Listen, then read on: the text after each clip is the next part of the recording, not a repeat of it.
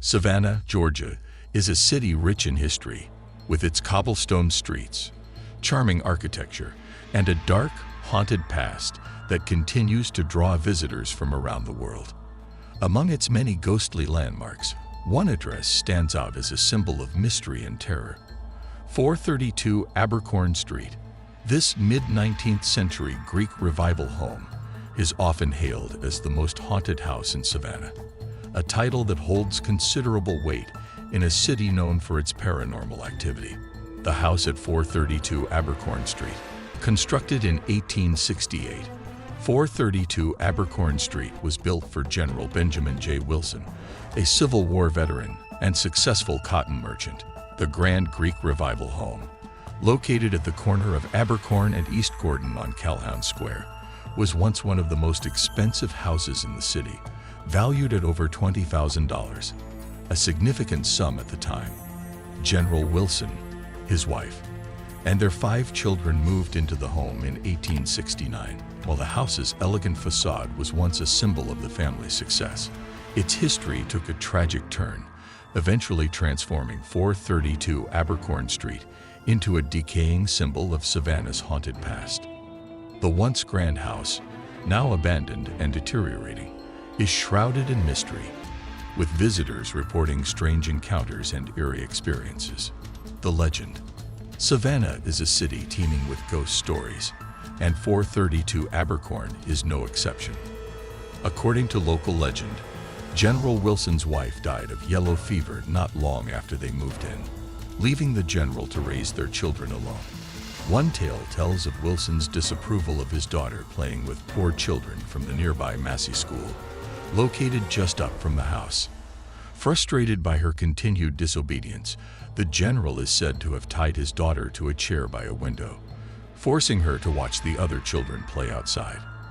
After days of enduring the harsh Savannah summer heat, the young girl tragically died of heat stroke and dehydration. The legend continues with rumors of General Wilson himself dying in the home, allegedly by his own hand, and it is said that the spirits of both father and daughter still haunt the house to this day. Many claim to have seen the little girl's ghost staring out from the very window where she perished, while others report seeing the general's face mysteriously appearing in the plaster near the window. The story's chilling details have captured the imaginations of locals and tourists alike, making 432 Abercorn a staple of Savannah's haunted tours. Separating fact from fiction. Though the story of General Wilson's cruelty and his daughter's tragic death is widely repeated, historical evidence tells a different tale. The 1870 census shows that all members of the Wilson family, including both daughters, were alive and well, dispelling the myth that the general's daughter died in the house.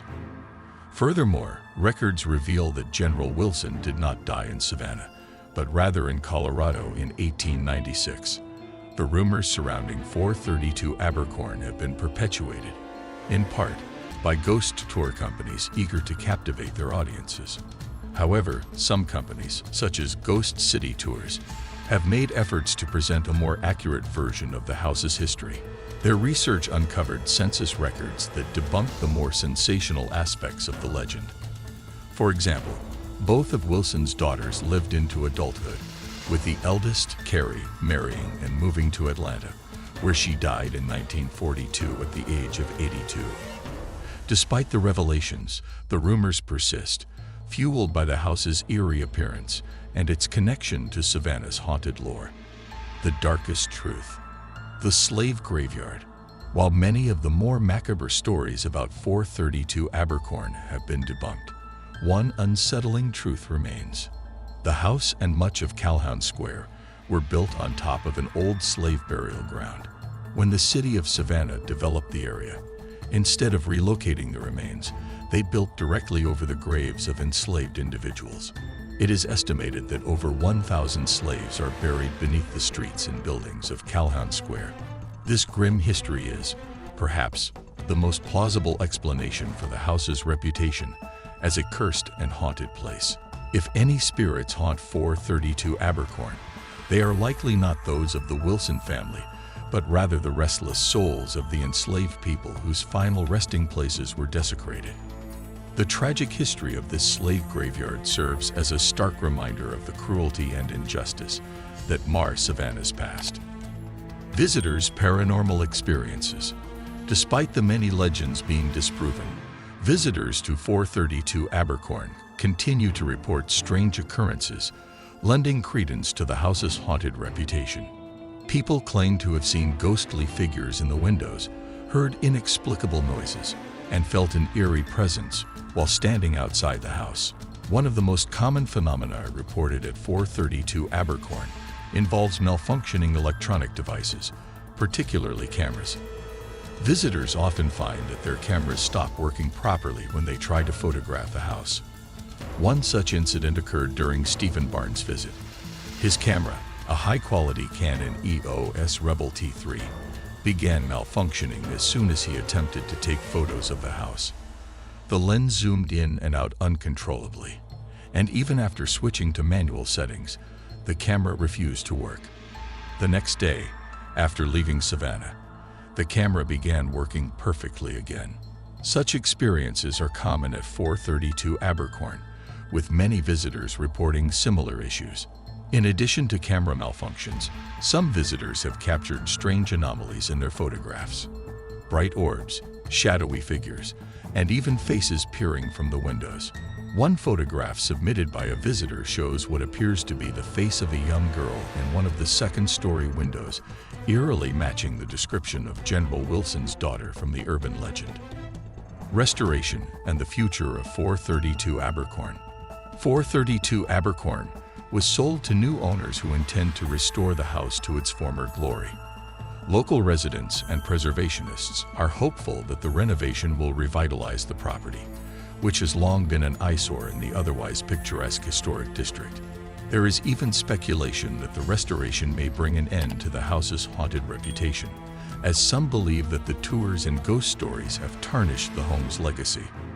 However, others believe that the house's haunted reputation is unlikely to disappear, no matter how beautiful the restoration.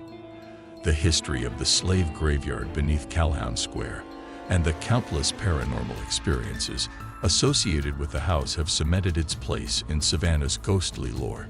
The enduring mystery of 432 Abercorn. Whether you believe in ghosts or not, 432 Abercorn Street holds a unique place in Savannah's history.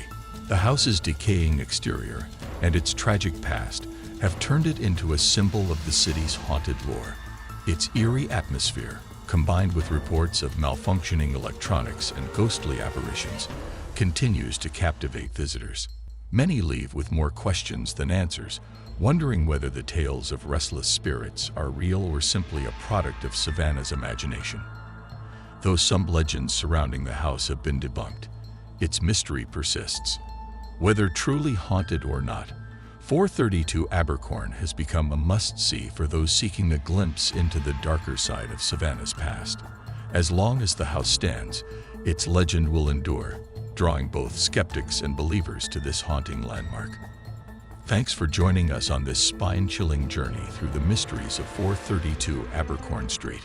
If you enjoyed learning about Savannah's most haunted house and want to see more content on ghostly tales and paranormal mysteries, be sure to give this video a thumbs up. Don't forget to hit that subscribe button and ring the notification bell so you never miss out on our next eerie exploration.